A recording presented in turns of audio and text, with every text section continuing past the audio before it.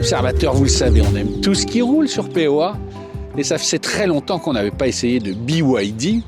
Et là, nous avons entre les mains une Seal 6 DMI. Alors, heureusement que Julien est là. Cette belle berline. C'est pas tous les jours qu'on fait des berlines. Hein, ça va, monsieur Rosburger? Comment tu vas? Ça caille. Bah ouais, il fait pas chaud. Mais c'est vrai que si je l'ai prise et pour qu'on l'essaye ensemble, c'est parce que c'est le retour des berlines à papa. Je me sens visé. Je l'attendais. Je me sens visé. Je sais pas. Mais tu sais, les berlines à papa, ça a du bon. Hein. Moi, je trouve ça bien parce que tu sais, ça fait quand même pas mal d'années qu'on n'arrête pas de dire pourquoi les voitures électriques, alors, pas électriques et les hybrides, on va en parler après, pourquoi ils font que des Charpanzer, des SUV, des trucs de 2 tonnes. Et ben, c'est bizarre, hein, c'est les Chinois qui commencent à faire de plus en plus de break. Elle existe en break ou en berline. Donc je l'ai prise en berline parce que je trouvais ça intéressant, ça change un peu des SUV, quoi. Mais tu sais, moi je la regarde depuis tout à l'heure. Alors je vais pas me faire que des amis, mais je trouve que c'est une voiture passe-partout. J'ai l'impression que c'est une voiture de film. Tu sais, ça peut être la voiture de l'inspecteur, ça peut être la voiture du papa, ça peut être la voiture de la maman. Elle a une ligne très consensuelle, je trouve. Le designer de BYD est un ancien designer de marque premium allemande. Ah ouais. Peut-être qu'il y a de ça, je ne sais pas, hein, j'en sais rien, mais. Ah ouais. Mais elle est, tu vois, c'est rassurant.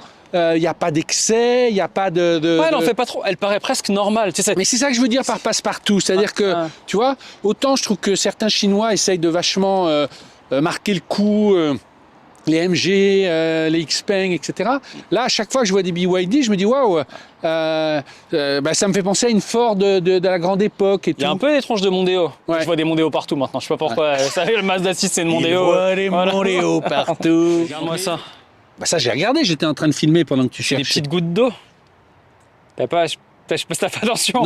Non, mais maintenant. Et c'est pareil à l'arrière, c'est des petites gouttes d'eau parce qu'on reste toujours dans cet univers marin, tu sais, avec BYD. Donc... L'autre, la Seal normale, j'arrêtais pas de te dire, on dirait un dauphin. Elle était un peu plus. C'est que ça. J'en avais vu beaucoup en Espagne en tant que VTC. Je t'en avais parlé. Là-bas, il y en a partout. Ça a inondé le marché. C'est pas possible parce que les prix sont très bas. Et il y a des aides de l'Europe plus des aides de l'État en Espagne, en Italie. Là, c'est pas la Seal normale qui était full électrique, c'est une Seal 6. Donc déjà, elle est plus grande. 4,84 et c'est pareil pour la break 4,84 m et elle est hybride et tu l'as vu, je sais pas si c'est marqué derrière, je me pose la question. Le DMI, est-ce qu'il est marqué ou pas? Si, je l'ai dit d'entrée. Voilà. Tu vas me dire ce que ça veut dire d'ailleurs. DMI. Je crois savoir, c'est dual motor, tu m'avais dit. Ouais, c'est ça et pourquoi ils te la vendent en super hybride et tout? C'est que de 1, moi je savais pas, hein, j'ai fait mes petites fiches. BYD, c'était les premiers fin des années 2000, je crois que c'était en 2007 exactement. C'est eux qui ont fait la première voiture de grande série en PHEV. Hybride rechargeable. Hybride rechargeable, moi je savais pas. Et donc quand on va de côté, hop, effectivement, tu sais, t'as toujours la Type 2. Ouais. Et bah là, t'as un combo CCS. Ça veut dire que je peux aller sur une borne de charge rapide, je peux prendre du 300 kW. Non, bah voilà. Alors, j'aime bien le petit sourire. Mais pareil, moi, je me suis fait les mêmes réflexions quand je fais mes recherches, tu vois, et petit à petit, tu te rends compte que pas vraiment. En fait, elle a été vraiment réfléchie comme une voiture électrique, c'est-à-dire qu'elle a les batteries Blade, donc on a déjà parlé souvent sur POA. Technique, hein, ouais. Voilà, avec des fines lames qui sont en dessous, c'est leur technique à eux, c'est pas des cellules. C'est un peu mieux en termes de sécurité. Et donc, elle a cette batterie Blade en dessous. Il y a 2 types de batteries. Nous, on a la grande batterie, donc on a 19 kWh. Qui pour un hybride rechargeable, c'est beaucoup. Dire, ça veut dire que, ça, à mon avis, ça annonce 80 km plus de 100 WLTP. 100 km d'autonomie de batterie chargée. Et elle a un gros réservoir de 65 litres. Et elle a une hybridation, on va en parler, qui est un peu spécifique. Ce qui fait que là, c'est que tu as 1500 km d'autonomie avec ta bagnole. Il fait 0 degré. Ouais, mais ça, alors 1500 km, ça veut dire. Cumuler tout. Non, mais on va parler du prix tout de suite aussi. Mais ça veut dire que c'est une voiture qui intéresse les gros rouleurs, qui peut intéresser les professionnels, qui peut intéresser. On n'est pas dans le délire, justement. Quelqu'un qui veut une voiture, tu vois, normale, j'ai envie de dire. Elle vaut, tu m'as dit, celle-là. Alors, il y a des offres, mais en gros, avec la plus petite batterie qui fait dans les 10 kWh, elle est à 33 000 €. Celle-ci, c'est un milieu de gamme avec la grande batterie, tu es à 36 000 €. Tu vois. Donc c'est pas déconnant, quoi. Non mais c'est ça, on est encore dans des prix où tu te dis bon. Pour faire un petit point du coup sur l'hybride, là moi je vais l'essayer pendant 2 semaines et on va se retrouver, on fera une conclusion ensemble. C'est pas un 1000 km, c'est un format hybride on va dire aussi. Et hybride plus ou hybride? Je vais ouvrir le capot comme ça, on va juste se rendre compte parce que c'est super drôle les choix qui ont été faits sur la voiture. Ah c'est ça, ok. Oh putain le capot il pèse un âne mort. Attends mais, wow, t'as vu le poids? Ah, j'avoue. Non, mais putain, mais il faudrait le peser. C'est pas du carbone. Il est pas en alu, hein. Ouais. Oh là là, wow. Donc, sous le capot, c'est intéressant de le faire avant le roulage. C'est assez drôle. C'est une voiture électrique, c'est-à-dire que tu as un moteur électrique qui fait Celui-là, presque, le gros là, qui c'est fait ça. presque 200 chevaux, 187 chevaux. Et le moteur thermique, tiens-toi bien, encore une fois, on dirait ma petite Lexus. Là, il fait 97 chevaux, c'est tout petit. Donc c'est l'inverse des hybrides rechargeables. C'est un peu Souvent, l'inverse. on a un petit moteur Ouais, électrique où en ça se soutien. vaut un peu. Voilà. Ouais, là, il y en a le double. Ouais, et en fait, encore une fois, le calcul est toujours un peu spécifique, mais en combiné, tu as 212 chevaux. Et en fait, ce qui se passe avec cette voiture, c'est que le but, c'est que 60 à 80% des usages du français qui va aller travailler, ça sera une voiture électrique finalement, tu vois. Parce que là, tu as une grosse autonomie, presque 100 km. Et après, ça devient soit un hybride de série, soit un hybride parallèle. Pour faire simple, la plupart du temps, ça va être utilisé comme un groupe électrogène. Ça va juste charger la batterie pour que le moteur électrique puisse faire avancer la voiture. Sur autoroute, à une allure un peu plus vive, là, ça devient un hybride parallèle. C'est pareil, ce moteur aussi, c'est un des moteurs au monde qui a le meilleur rendement. On a plus de 40% de rendement en moteur thermique. Voilà. Et tu vois, à 36 000 €, j'ai quand même les fauteuils électriques. Non, mais c'est super bien. Attends, remonte, parce que tu vois, moi, c'est ça qui m'intéresse. Toi, tu me montres des gouttes d'eau. Tout paramétré. Donc, et on peut les avoir ventilés aussi à ce prix-là. Bon, c'est vrai que l'intérieur, quand tu rentres, c'est toujours un peu particulier. Je vais te mettre un peu de lumière. Mais c'est vrai qu'il y a des rondeurs. C'est pas commun, tu vois, dans l'univers de l'automobile. Alors après, une fois, je sais pas, on aime, on n'aime pas, mais bon, je t'ai mis, ça va bien avec la température extérieure. Ouais. T'as un Komodo, on dirait un Komodo de Tesla. Des fois, il y en a, des fois, il n'y en a pas des Komodo, mais ça ressemble beaucoup à un Komodo de Tesla. Mais je sais pas, toi, ce que t'en penses à l'intérieur. Après, on va se retrouver, de voir comment Parce qu'au quotidien, quand tu l'auras vécu au quotidien, ouais. J'ai plein de questions, mais je te les poserai après. Allez, à plus, à tout à l'heure.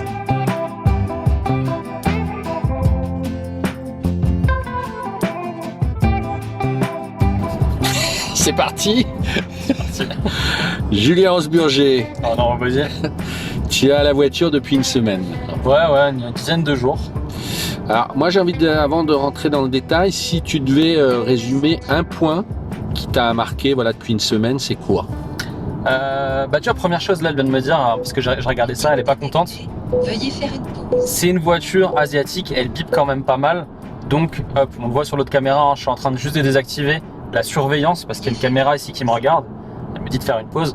Mais c'est assez rapide et il y a beaucoup de raccourcis, tu vois. Je les ai tous mis ici. Ça va, ça se fait. Après, pour répondre à ta question, la première chose que je retiens, c'est le confort. Parce que je m'y attendais pas spécialement. Encore une fois, on a fait cet essai, c'est un peu la berline à papa. J'avais envie de voir ce super moteur hybride, voir comment il fonctionne. Et c'est vrai que, tu vois là, par exemple, on a des espèces de micro dodanes. On les sent, mais ça va. On aura des dodanes là-bas. C'est assez confortable. Elle a de gros pneus. C'est ça ce que j'allais dire. Ça réfléchit un peu à l'ancienne. Je sais pas, je pense que c'est au moins du 60 le flanc du pneu. Ouais. Et ça fait toute la différence. Toutes les voitures qu'on essaye, à chaque fois maintenant, c'est du 35, 40, 45, c'est tout petit. Ça, plus la suspension, elle est vachement confortable. Et ça va, c'est un tout, c'est-à-dire que c'est une bonne copie. Je mets les pieds dans le plat, tu vois. non, mais c'est une bonne voiture. Elle est assez simple, elle est plaisante, elle est pas trop prise dans la tête. Elle sonne un peu, mais ça va et tu peux l'enlever quand même assez rapidement. Il y a différents modes, de justement, genre confort, sport, normal, machin, ou t'as qu'un... Ouais. C'est vrai qu'on en a pas parlé, je vais tout montrer. Alors, je remets ma conso, mais là ici, tu as les petites molettes qui sont bien aussi. Pour rien vous cacher, en même temps qu'on essaye celle-ci, on essaye la DS numéro 8. Et la DS numéro 8, par exemple, elle a des boutons, tu sais, que tu cliques et toi, c'est un peu... Ah, mais pour moi, ça devrait être standard, ça. Le son ici en molette, deux porte-gobelets et les modes là. Effectivement, la molette, ça fonctionne bien et elle est, tu sais, c'est con avec ces boutons, mais c'est satisfaisant quand tu mets ton doigt dessus. Ouais, je comprends ce que tu veux dire. Ouais. Tu sens vraiment les petits crans. Ça répond, tu sais. C'est ça, tu sens les petits crans. Et là, je suis en économie. J'ai roulé majoritairement en économie. Encore une fois, mon but, c'était de voir la consommation. En parlant de consommation, là, on le voit. Je suis à 4,8 litres. Je sais pas si tu arrives à le filmer, c'est peut-être un peu loin. Et voilà, je suis à 4,8 litres. Alors, on va, dans un premier temps, parce que c'est presque une voiture électrique avec un prolongateur d'autonomie, une espèce de plug-in hybride plus, je sais pas comment l'appeler. Moi, quand je l'ai eu, je l'ai pas eu à 100% en chargé à 100% en électrique. J'étais à 83 et j'ai réussi à faire plus de 70 km.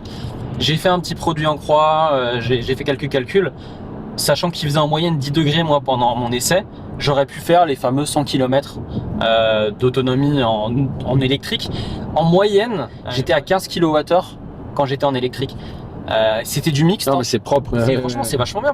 En règle générale, les plugins hybrides, c'est toujours des veaux et il se trimballe un gros sac à dos. Non, mais tu consommes du 25 kWh. Même dans la C5X, je vois souvent, enfin, sauf quand elle est très chaude et tout, effectivement, elle consomme, et il fait froid dehors. Alors que j'ai une toute petite batterie, elle monte à 28 kWh. Enfin, c'est nul, quoi. Là, on était à 15 kWh.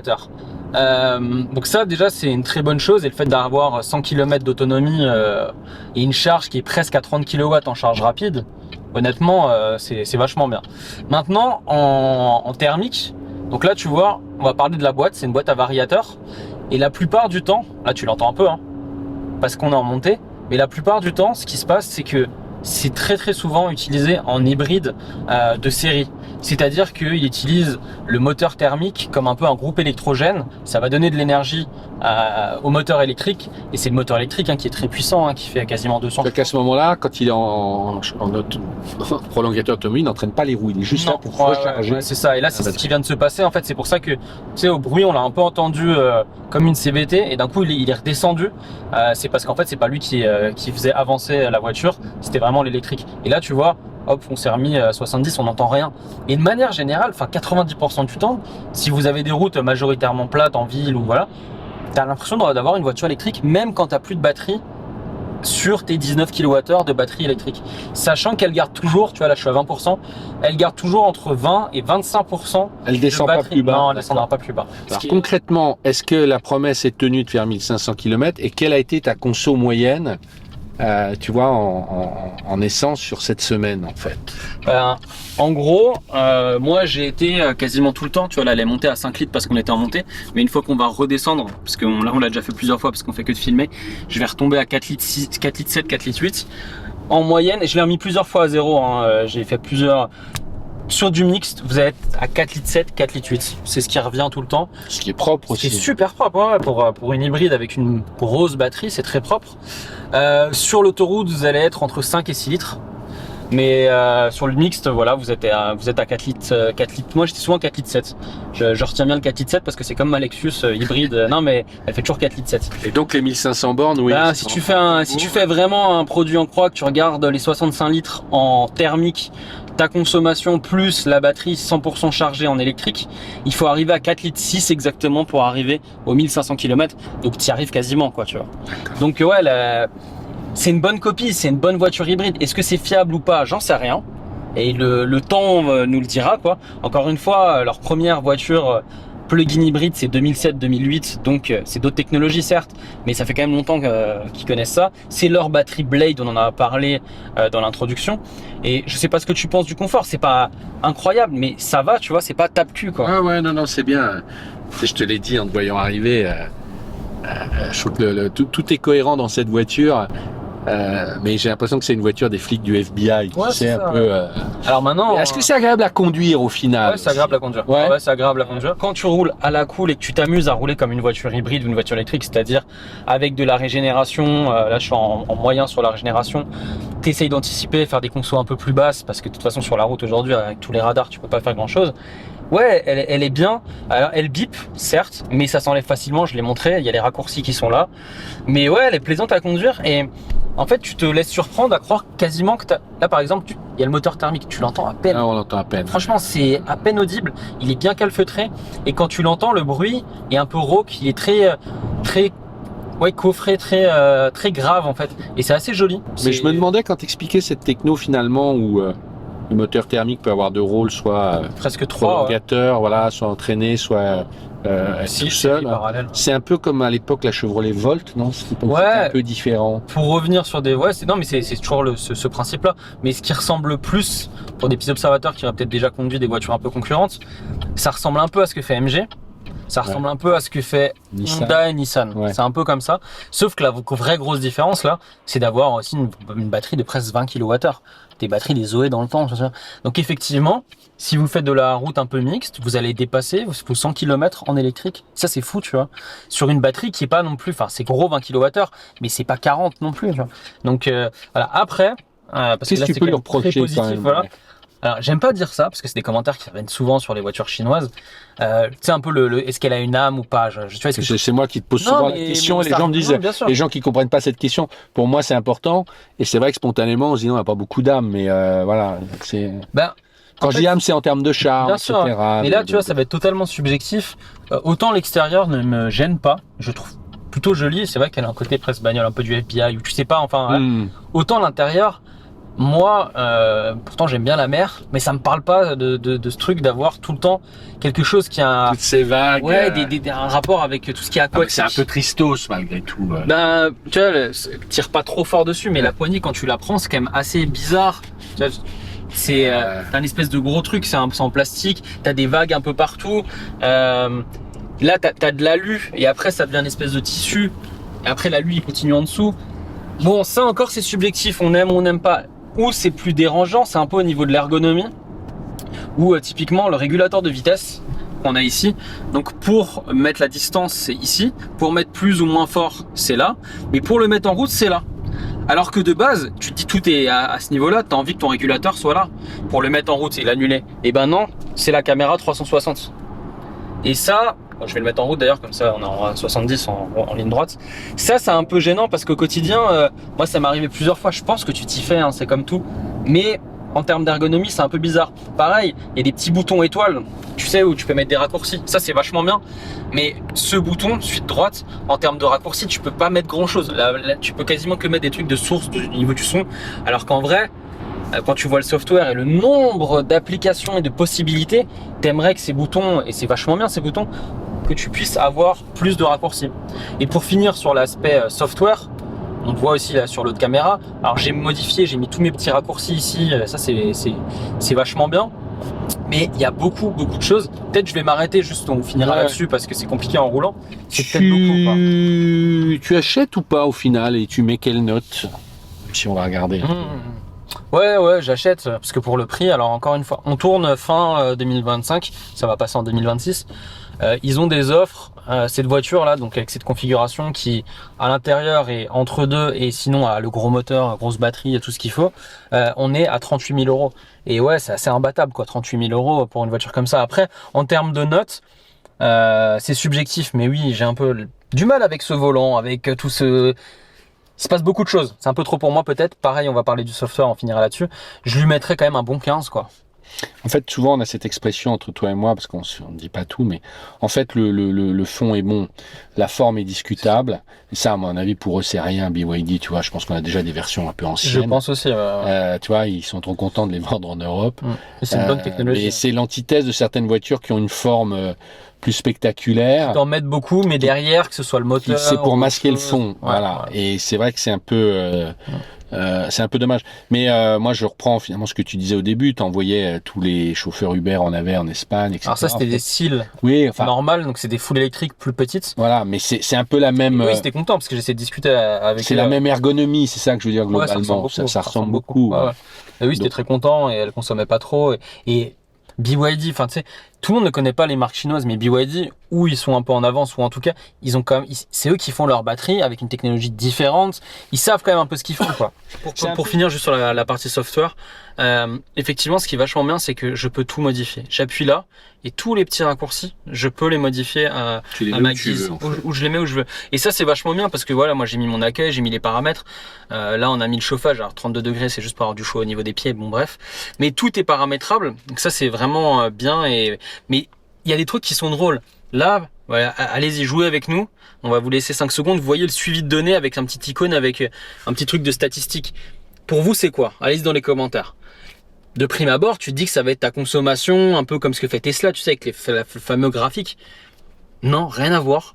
C'est combien de gigas tu as utilisé sur ta tablette, enfin sur ton software pour les différentes applications, et tu peux le remettre à zéro. Mais c'est drôle d'avoir ça. Alors oui, c'est des données, c'est les données mobiles en fait d'une certaine manière, mais c'est une voiture, tu vois, ça fait... Et les consos, mais parce que tu me dis j'en ai eu trop. Alors les consos, il y a trop d'infos. Il y a beaucoup de choses. Tu vas dans énergie. Alors énergie, déjà il y a beaucoup de choses, il y a des charges, recharges. Et là, tu peux voir donc... Tout n'est pas traduit, hein. Là les traduits en français, vous voyez, il y a encore plein de mots en anglais. Pareil, on va aller voir, il y a marqué oil à la place d'essence, vous auriez pu mettre gaz ou je sais pas. Les derniers 50 km qui sont là. Après, tu peux encore regarder ça, mais c'est pas tout. Tu as encore tout ça. Et là, tu as des tableaux où tu peux choisir le mois de novembre, le mois d'octobre, septembre, combien tu as consommé. Tes statistiques aussi, jour par jour. Et là, c'est un peu bizarre comment c'est expliqué, tu vois, parce que en fait là, tu consommes 1 litre, donc je pense que c'est pas du tout comme ça. Mais sur les diffs, bah là, tu vois, on a fait 15 minutes, 9 km, on aurait utilisé, donc c'est pas la consommation, mais on a utilisé 0,3 litres d'essence. Et là, c'est encore pas fini, t'as encore ça. Non mais tu vois, il y a vraiment beaucoup de choses. Et là, effectivement, alors là, il y a marqué fuel, mais c'est où qu'on l'a vu? Hop. Tu vois, j'avais mis un raccourci pour fermer. Mais là, tu vois, il y a marqué oil. Ouais, tu te dis, oh putain, elle est en train de consommer de l'huile. Non, vous inquiétez pas, c'est de l'essence. Il y a beaucoup de choses. Je vais pas montrer tous les menus. Jusque là. Non, mais Ouais. ce qui est intéressant, c'est que eux vont te dire qui peut le plus, peut le moins.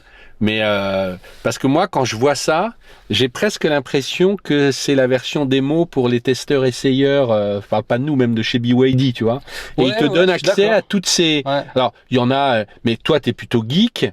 Même toi, tu dis, je suis perdu, quoi, en gros. Enfin, pas perdu, mais Non, je suis un peu noyé de est-ce que choses. pour une voiture de Monsieur Tout le Monde, il faut autant de choses, j'en sais rien. Je voulais essayer de te mettre le karaoké, mais j'ai pas pris mon micro avec moi. Mais tu peux mettre ton micro en USB et t'as ton système de karaoké, tu vois. Très important pour les Voilà, films de karaoké. Non, mais je sais que ça a coûté très cher à Volkswagen. Et je Ils vais ne les avaient pas installés dans ces voitures. Juste pour montrer. Les jeunes n'en voulaient pas. Ouais. Ah, ça c'est fou. Je vais mettre de côté pour avoir moins de contre-jour sur le compteur et on finira sur le compteur. Voilà, parfait. Je peux bouger des choses ici. Mais pareil, il y a beaucoup de noms aussi, tu vois, la LPK, je sais pas ce que c'est. Pareil, là, sur les aides à la conduite, tu vois, le S, LW, TSR, il y en a un qui s'appelle LBPK aussi, enfin, quand on n'est pas habitué par rapport à d'autres voitures, ça fait un peu bizarre. Et je peux bouger certaines choses aussi à droite. Il y a un chrono, ça je vous l'ai montré. Et il y a une limitation de vitesse, mais qui n'est pas là un limiteur, en gros. Si j'appuie dessus longtemps, je peux le mettre en route. Je peux juste me dire quand je dépasse le 60 par exemple, il va me faire bip bip, je dépasse le 60, 70. Voilà, c'est des trucs. Mais il y a beaucoup de choses à l'écran. Regardez tous les pictos. Alors on est au nord-ouest, il y a l'heure, on est en mode éco. Ok, ça veut dire qu'on peut rouler. Il y a le régulateur, drive. Là, on est en hybride. Il y a beaucoup de choses. Mais voilà. Après, c'est pas à cause de ça que t'achètes pas la voiture, quoi. Mais c'est un peu, faut l'avoir en tête, quoi. On est d'accord. Mais c'est une bonne copie, hein. Je vois ça. Faut qu'on continue d'essayer les autres BYD pour voir parce que effectivement que ce soit MG, BYD, il y a plein de marques chinoises qui sont vraiment en train d'arriver, qui arrivent, qui arrivent très très fort et qui sont déjà par exemple en Italie. Je pense à tout ce qui est DR automobile, il y a des rebadgeages, tout ça. Nous on a beaucoup de vieilles voitures, hein. Donc non mais je suis pas, enfin nous ne sommes pas dupes. Abonnez-vous à POA. Ouais. Et puis on se retrouve pour une prochaine voiture. Mais c'est vrai que ça va être intéressant de continuer. Tous les vendredis des essais de voitures modernes, tous les mercredis des anciennes ou des petits observateurs. Ciao.